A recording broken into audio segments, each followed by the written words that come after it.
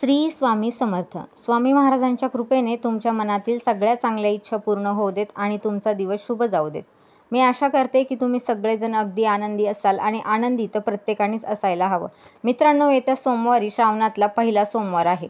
आता जर तुम्हाला महादेवाला प्रसन्न करायचं असेल किंवा जर तुम्ही महादेवाची भक्ती करत असाल तर तुम्ही नक्की रुद्राभिषेक करून घ्या, कारण की हे करणं अत्यंत शुभ मानलं जातं. बरं, आता रुद्राभिषेक कसा करायचा, त्याचे कोणते कोणते प्रकार असतात ते आपण पाहणार आहोत, त्यामुळे व्हिडिओ शेवटपर्यंत पहा. रुद्राभिषेकाचा थेट संबंध भगवान महादेवाशी आहे. आपण शिवाला रुद्र अवतार मानतो. रुद्राभिषेकाचा अर्थ रुद्राचा अभिषेक म्हणजे भगवान शिवाचा अभिषेक. हिंदू धर्मानुसार जर पाहायला गेलं तर मनुष्याने केलेले पाप त्याच्या दुःखाचे कारण बनते, अशी देखील मान्यता आहे. व्यक्तीच्या कुंडलीत असलेले पाप दूर करण्यासाठी रुद्राभिषेक केला जातो. त्याचे विशेष लाभसुद्धा आपल्या आयुष्यावर होत असतात. रुद्राभिषेक करणाऱ्या व्यक्तीला वैयक्तिक जीवनातील दुःखांपासून मुक्ती मिळत असते.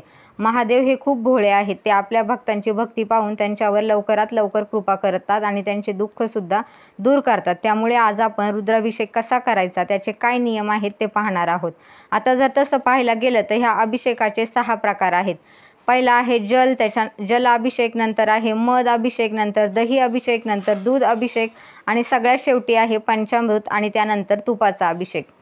आता जर तुम्ही यापैकी कोणताही अभिषेक करणार असाल तर त्याचे काय नियम आहेत ते पाहूयात. रुद्राभिषेक करण्याचा सर्वात चांगला मार्ग तो म्हणजे शिवमंदिरात जाऊन शिवलिंगावरती अभिषेक करावा किंवा नदीपात्राच्या बाजूला किंवा पर्वताच्या जवळ स्थित असलेल्या शिवमंदिरात आपल्याला हा अभिषेक करायचा आहे. असं केल्याने आपल्याला फळ लवकरात लवकर मिळत असतं.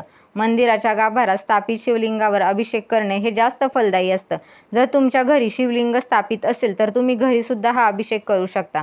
समजा तुमच्या जवळपास शिवलिंग नसेल तर स्वतःच्या हाताच्या अंगठ्याचा शिवलिंग मानून त्याचा अभिषेकसुद्धा तुम्ही करू शकता. तुम्ही जलाभिषेक जर करत असाल तर तांब्याचे पात्र वापरावे. तांब्याचे पात्र वापरा. रुद्राभिषेक करताना तुम्हाला ओम नमः शिवाय ह्या मंत्राचा जपसुद्धा करायचा आहे.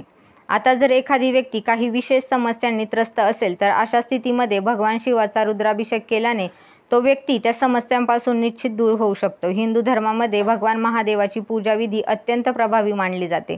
रुद्राभिषेकाच्या माध्यमातून पूर्वजन्माच्या पापांपासून आपल्याला मुक्ती मिळत असते. व्यक्ती ज्या कामनेने रुद्राभिषेक करत आहे त्या संबंधित द्रव्यांची भगवान शिवाचे अभिषेक केला पाहिजे आणि हा अभिषेक जर तुम्ही मनोभावे केला तर तुमच्या मनातील सगळ्या चांगल्या इच्छा पूर्ण व्हायला तुम्हाला निश्चित मदत होईल.